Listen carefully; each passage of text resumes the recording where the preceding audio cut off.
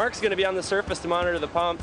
So Jim, when I want the pump shut down, I'll do this. Yeah. If I want it idled down or if I want it idled up. Sounds good. Okay? Mark, let's start this with a really low throttle because we don't want to be blasting hard.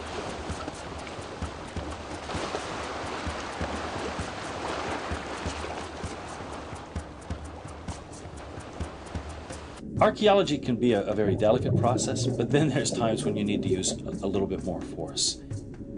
As we went inside the sub, we realized that it was filled not just with sand, but thanks to the big hole that had been bashed into its bottom, it was also filled with logs and with large rocks.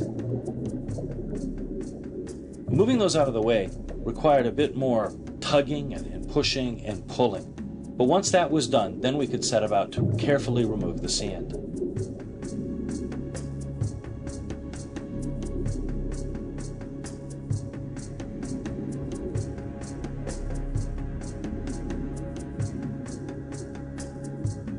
As Warren and Mike worked with the nozzle, I floated close by, underwater, watching everything that they were doing.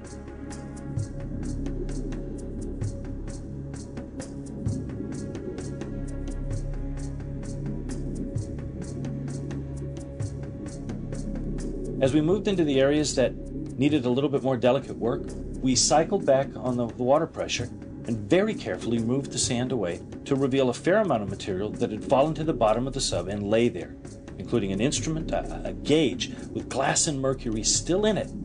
That meant the time had come to stop digging and to start documenting what we'd found.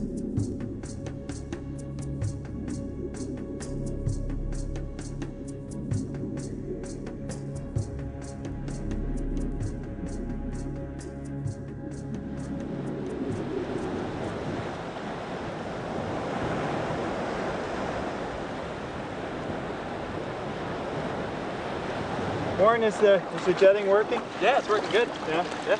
I hadn't expected to see this much stuff in there. There's piping, there's valves. It looks like the valves for the ballast tanks are in there, and you must have hit bottom, at least in some spot. Yeah, at the stern there, I started to get into the bottom. Have we explored one of the hatches yet? I think I just felt like I could feel something that was like rubber around the edge of the bottom. I think we might have a hatch there where it's broken away. That's one of the lockout hatches, right, that they work through? Yeah, however they'd get it up, they'd drop right on down in the water. With the low viz and the surging and everything, it's getting pretty tough now with the low tide. Once that tide comes up, the surging will drop down a bit. We'll let the laser guys do their thing, and then we'll wait for high tide again. Good.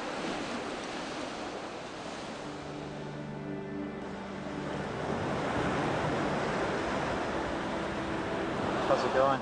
Good, very good. Warren, have you seen this? No, I haven't had a chance to look at it. It looks pretty cool. Isn't that amazing? So what is this system actually doing? How does it actually work? I don't understand it at all. It's using a technology called LiDAR.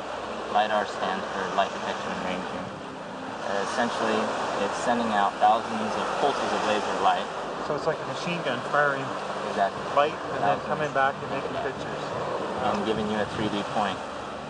On top of that, as you're seeing, it is actually measuring the intensity of each one of those pulses.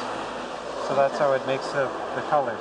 The colors, exactly. How accurate is this system? Every aspect that we cover will be within 3 millimeters. You'll be able to measure. Wow. In front. You can see a fly from sitting on there. You could.